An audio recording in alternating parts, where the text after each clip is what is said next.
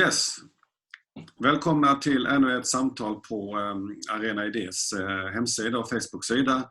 Vi har ju haft samtal med olika personer om olika ämnen. Rapporter vi har gett ut de senaste 2 månaderna när vi inte har kunnat ha fysiska möten. Vi har också haft diskussioner med olika personer om coronakrisen, hur den har slagit i olika länder och i ekonomi, i samhälle och så vidare. Idag så har jag med mig Paolo Borioni från Rom. Paolo är professor och docent i historia och pratar skandinaviska, framförallt danska får man säga, men tyvärr får man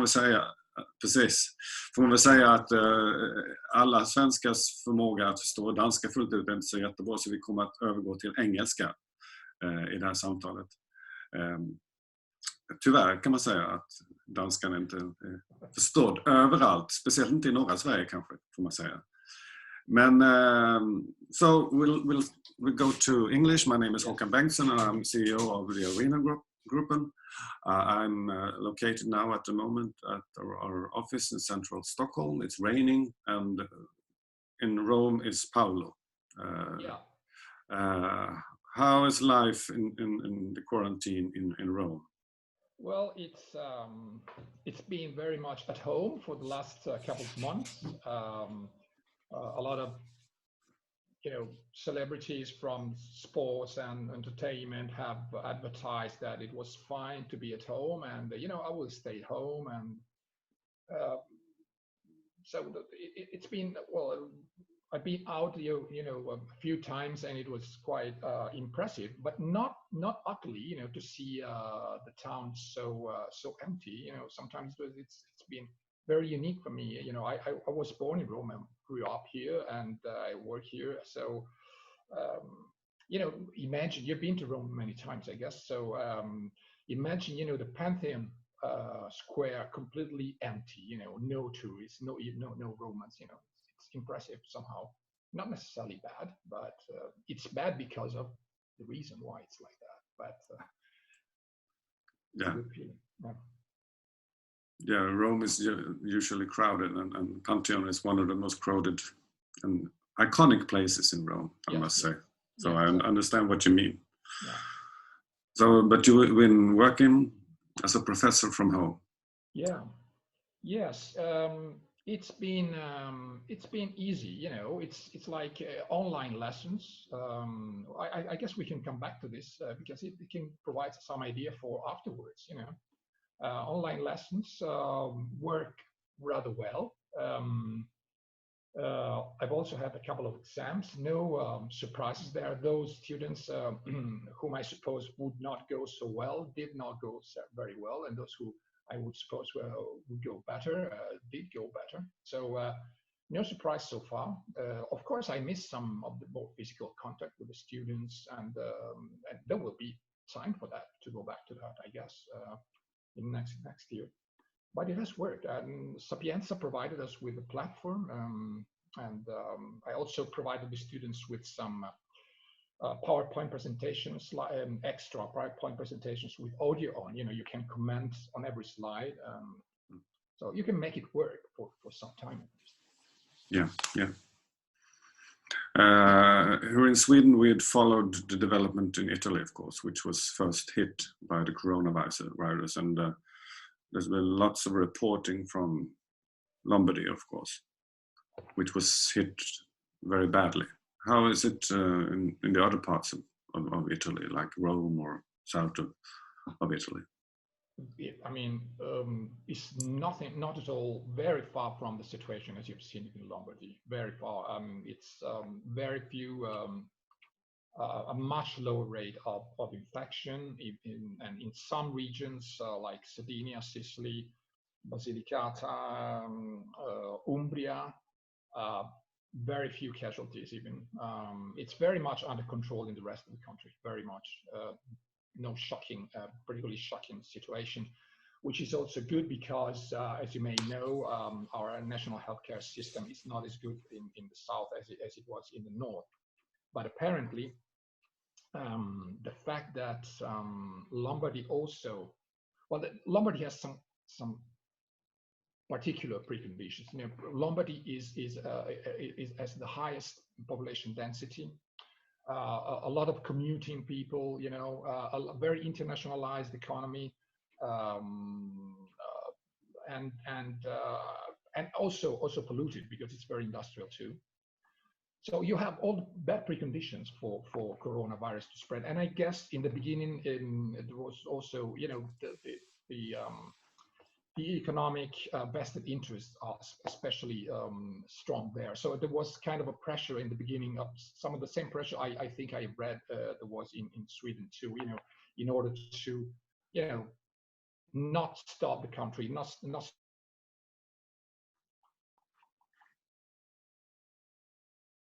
stop the economy, you know. So it was all amounting to build up, you know, the crisis, you know. And also, I think if you compare the Lombardy with, there's been comparisons with how Lombardy has managed the healthcare system, and also compared to the nearby Veneto, you know, which was also badly hit, but far less anyway.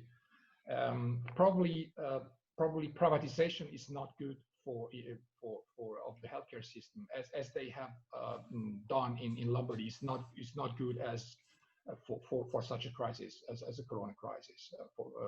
They have privatized much less in the rest of the north, like Piemonte, Emilia Romagna, and Veneto, and the healthcare system really worked much better in this condition. So this is one of the teaching for afterwards. Interesting. So there are reasons why Lombardy was hit more. Structural reasons. I would say there are reasons. It's like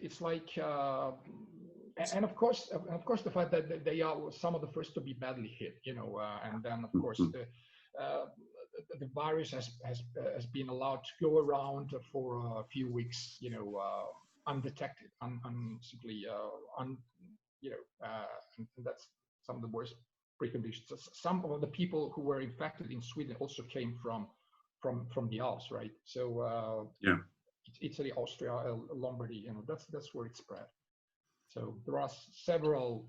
They were also unlucky, of course, but there were also some of the other preconditions, both political and socio-economic preconditions, which was that they were very unlucky in Lombardy. Yeah, that was when it came to an alert in Sweden as well, when the connection to north of Italy and Swedes going skiing, etc. But if you look at it, it seems that also came from other countries like the US and UK and also Austria. So it's not. We shouldn't blame Italy for this. No. Not China either. No, exactly. But now it seems, as I read from the news, that Italy is slowly opening up. Yeah, slowly. You have to wear, you know, these masks going around, but you can go around. I mean, and there will be a differentiated opening up, especially in the regions like Rome, which we have had proportionally very, very few casualties. And a lot of shops, so more kinds of shops, you know what I mean, are opening now. Some more kinds will open in the beginning of June, like a hairdresser, which I need, you know, and there is a lot of debate also about the football championship. How should it open? When, you know, it's not just because a lot of us in both in Italy and Sweden love football, but it's because it's really very telling, you know, that you could stop such a mass event, you know, like the Serie A championship, you know. It will probably not reopen before end of June, you know. And anyway, without spectators, you know, so there will be a very gradual going back. But for instance, the tourist industry, which amounts for about 10% of the Italian GDP, it's really seen into very, very severe problems for the nearby future. There's no doubt about that. So it's no prospect of going to Rome this summer, or? I don't know. Let's see how it is. I mean, maybe Swedes should be should accept to go around with masks and you know simply meet some more restrictive measures, you know, with going to Rome, you know, so it's like that, you know. It's going to open up, but quite gradually, if nothing bad happens. I mean, you never know.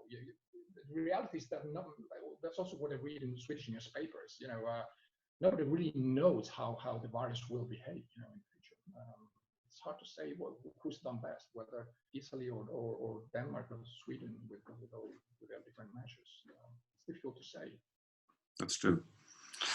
Well, this is a big change, a big maybe turning point. How has the corona crisis influenced, impacted in the political life in Italy, would you say, so far? Yeah, I would say that it seems like that in Italy, just as I read in Sweden and Denmark, that governments become quite popular. People gather around government in such critical events, unless later on it shows up that they haven't handled it very well. In this case, they would collapse in popularity, I guess. But so far, this has been the case in Italy. And how can I say, the sentiment in population in the beginning was very much, you know, let's just be tough and you know, everything will be fine. You know, we just simply do as the rules say and all that. And a lot of this is disappearing. You know, everything will be fine in a few weeks. This is disappeared because, of course, of the very many casualties and so on. But there's been very little protest against, if any, against the measures. What I can say, for instance, people seem to reappreciate what they have in terms of public healthcare system, despite all the cuts, you know, that have been done in the last couple of decades. People seem to reappreciate. People seem to the healthcare system is very popular. People think it's good, and it's very good with the welfare states, and this is also another teaching for afterwards. One last thing that what I would say that the only more how can I say, yeah, of course, the opposition has been criticizing the government, but you don't know whether it is more because Lombardy is a Lega region, you know, as many know. So is it more to hide that they haven't done splendidly in Lombardy, whatever you say about the preconditions, which were not their fault or anything, but at least some of the measures, especially concerning the type of privatization and the privatization as a whole, which they have done in Lombardy, hasn't worked, and they're probably trying to cover that by, you know, going forward and criticize the government, but it's not really working so far. So Salvini hasn't been able to use this so far for his purpose. No. He's going back in the surveys. Yeah. It's still a very big party, of course, but they lost like 5-6%, and the government is popular just as much as I read Löfven's government is. Yeah, it seems to be a pattern in all countries, almost all countries, that the government is doing okay. There's a support for what's needed to do, and the right-wing populists have some problems at the moment, at least. So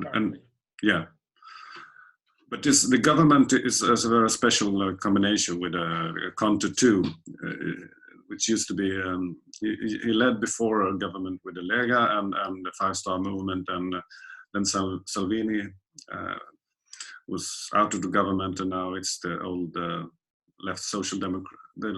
center-left Social Democratic Party, Partido Democrática, I think it's called, and some smaller partners as well. How that's really a big shift actually in Italian politics. Absolutely. What we have done to make it short, you've had in Italy, you've had an extremely stable and rooted party system until the beginning of the 90s, which was very rooted in the Cold War, with a very big communist party, which though was very reformistic communist, close to social democracy somehow, this Emilia-Romagna communism, which was very close to social democracy, and socialist and Christian Democrats, and this all disappeared, and since then we've had a very, very, very unstable party system, but this is even going forward. This is even going beyond that, because you have this the Democratic Party has been a project trying to to garner to gather all the streams from traditional center-left cultures, but with no clear historical or ideological identity, and they've also cut their connections to the workers' movement, to the big unions like GGL and stuff like that. Much more than it has been the case elsewhere. And then you have this five-star movement, and then Conte, who is rather popular, the prime minister, he's trying to bridge the differences between these two parties.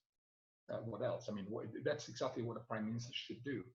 And what is then happening?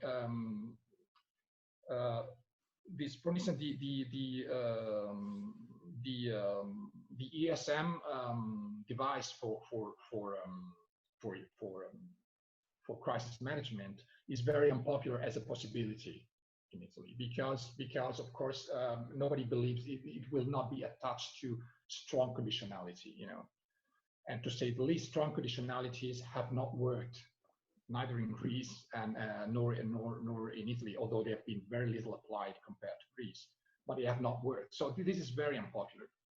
So what Conte is trying to do is wait until the whole package for crisis management from Europe is coming with this recovery measures, recovery bonds, whatever that would be called. So once the whole package is there, he will be probably able to convince more, especially the more Eurosceptic fraction in the five-star movement, to accept this, to vote for the packages.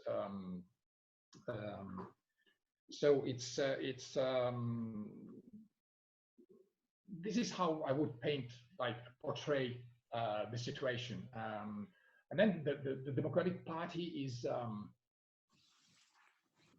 the European party, this and by that, and this is one of the difficulties it has in order to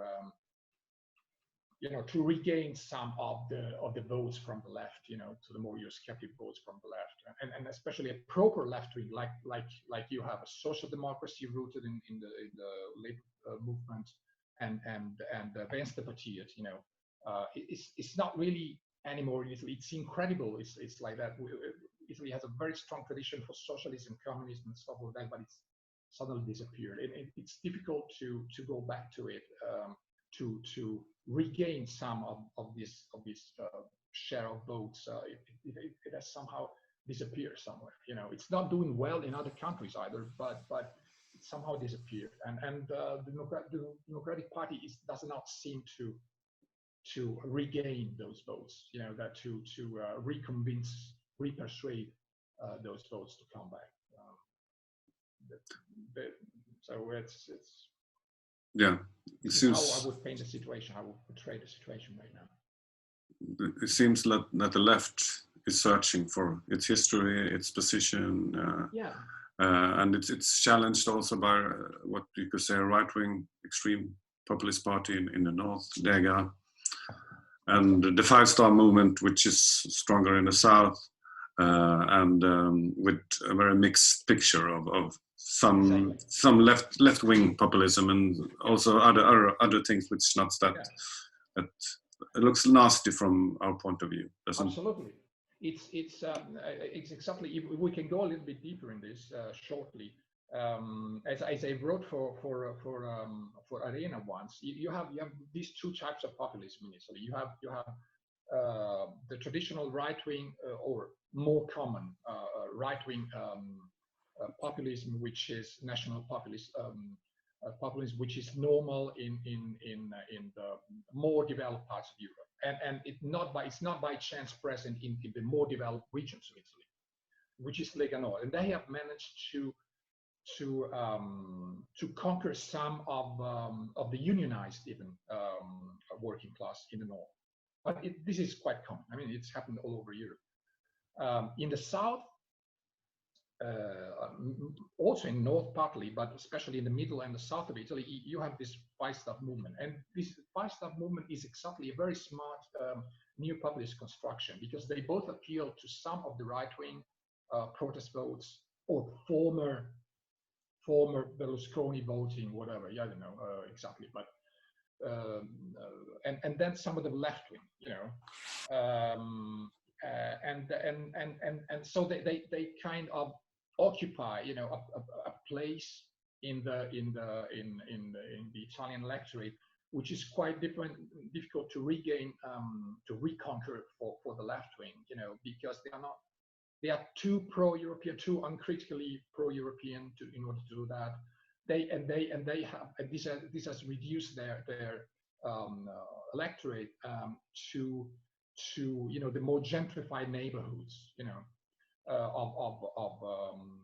of Italy.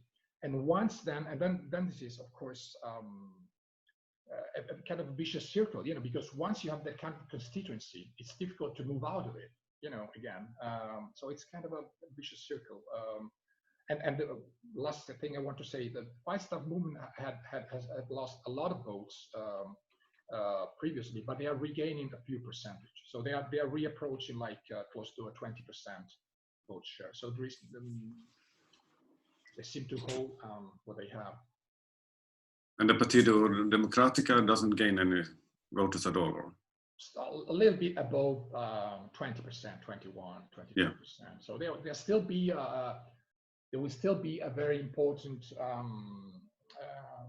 party, you know, for any coalition, but not even close to the small version of social democracy which you have in the Nordic countries, you know, right now.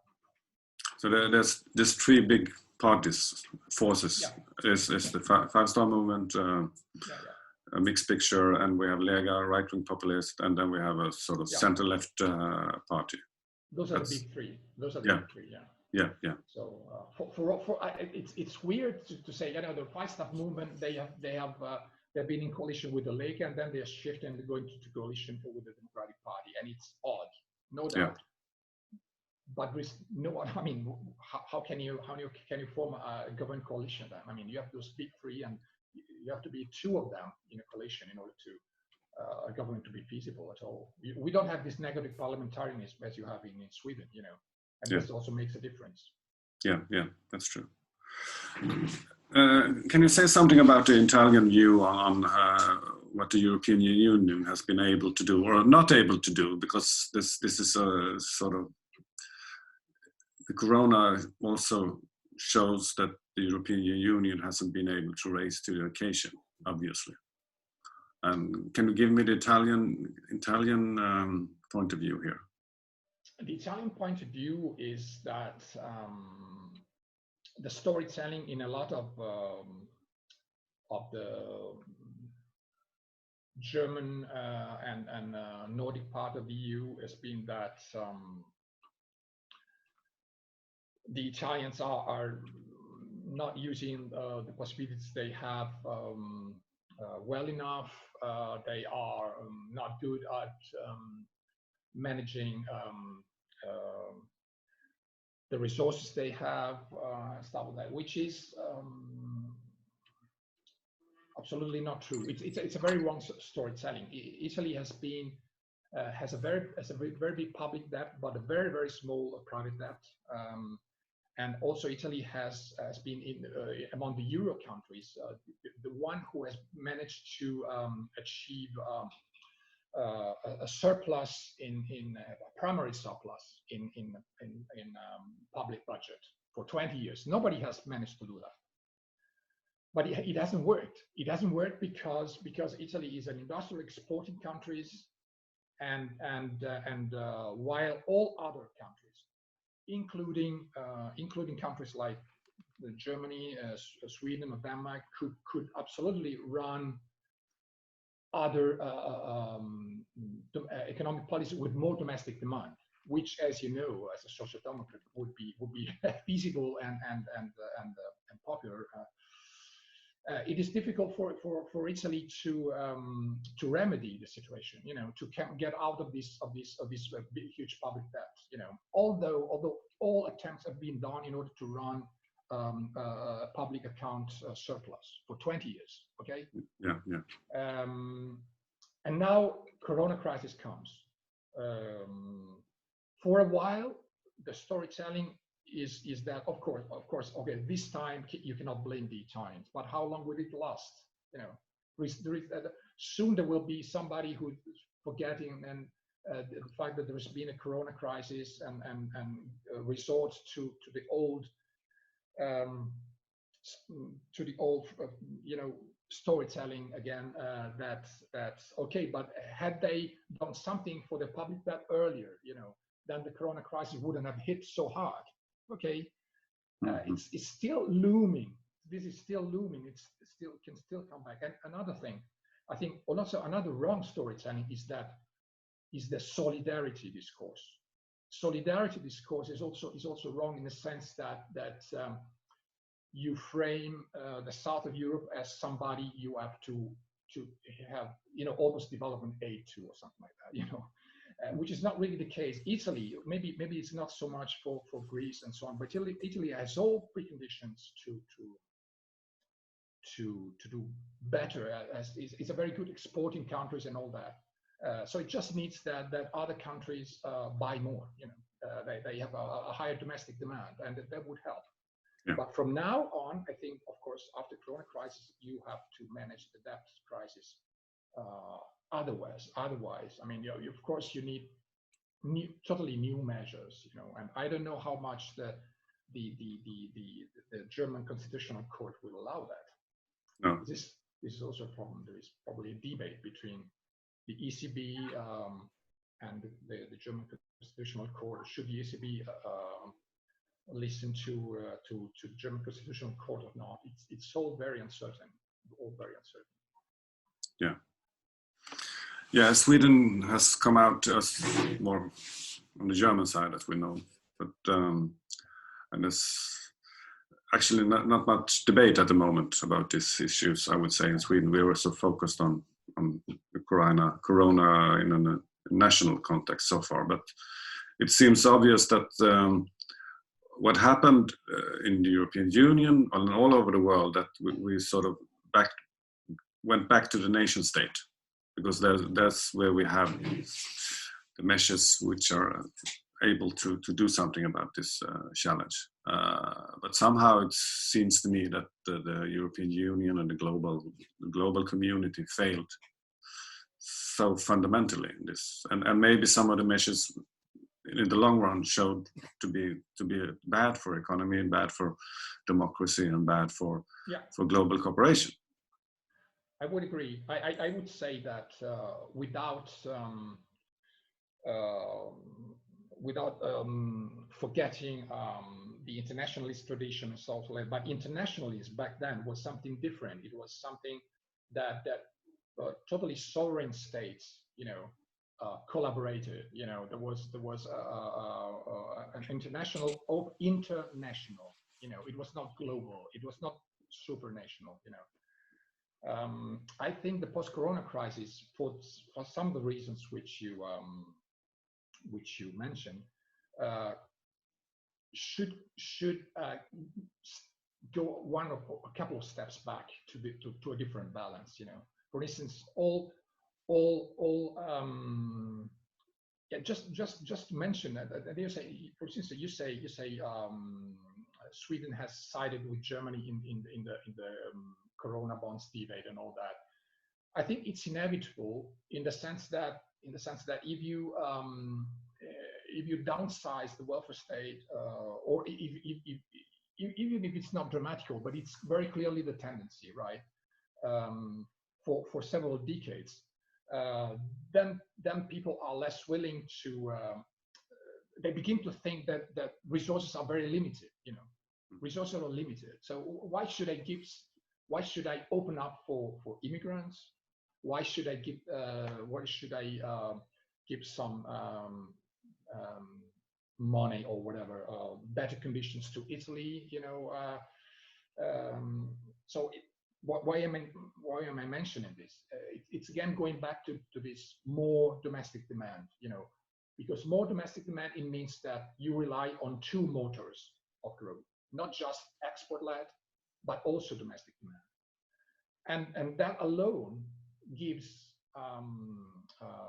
national governments several tools for a more sovereign idea of politics. It's not sovereign in the right-wing sense, but it's simply giving more tools, to grow, and then one last thing, very shortly, very briefly. What was typical for the old version of social democratic internationalism was that states collaborated by opening the markets, of course, by being solidaristic, the Brandt Commission, the Palme Commission, and the Brundtland Commission, and all that. So an opening, a global opening in that sense, but also a good contribution for the internationalization of trade and economy back then was that they also provided the domestic demand to this global development, to this global economy. So it was both.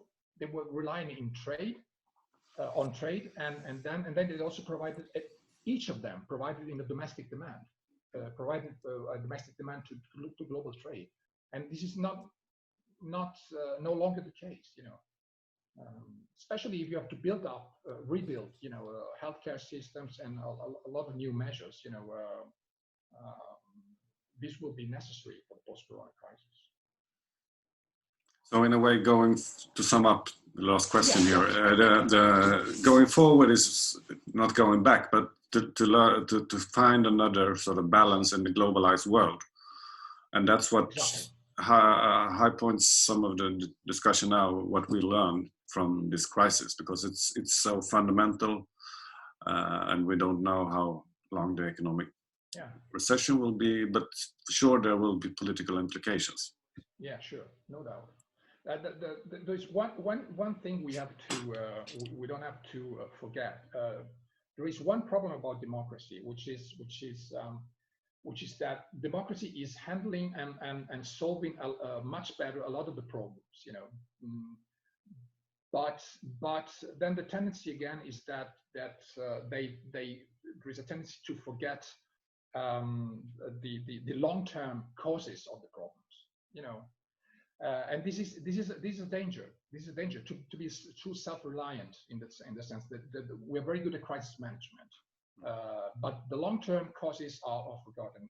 And then to go back to what you just said, I would not say I've used to go back to more sovereign tools of political tools and economic tools, but actually the way I see it is that instead of neoliberal globalization, let's go back to some new forms of internationalism, which is again, every country has to provide with good trade, good export capacities, but also with domestic demand, because you have to, both elements have to be there in order to integrated Europe or an integrated world to work. You cannot just rely on the fact that that you export yourself, that everybody has to export themselves out of their problems. You know, it's impossible. And then again, the coronavirus has shown that you cannot expect global trade to solve all the problems. For instance, not all the devices we needed, you know, to face the coronavirus were immediately available through global trade. Why? Because I mean, everybody's hit by the corona crisis, and they need the same things at the same time. You know, and then again, very briefly, Håkan. What else? We have to invest in welfare, healthcare, infrastructures, not just in order to fuel demand, but because people know they are there. They are there, and if any new virus crisis hits, you know, then they are reliant on the fact that we will be able to face it with much better tools, you know. And this is also preconditions so that people relax and go to normal again. You know, if they do not go to normal, you cannot solve the crisis. You know? Good. That's both investors and wage earners and everybody. Yeah. That sums up some of the learning points for us. Very good. Thank you. Yes. The discussion will go further, and we will talk again soon. Okay. Thank you very much, Paolo, for being with us from Rome. Hope to see you in real life soon. Sure. In Rome. In Rome or Stockholm, yeah, whatever. Yeah. Thank you very much. Bye bye. Hej då.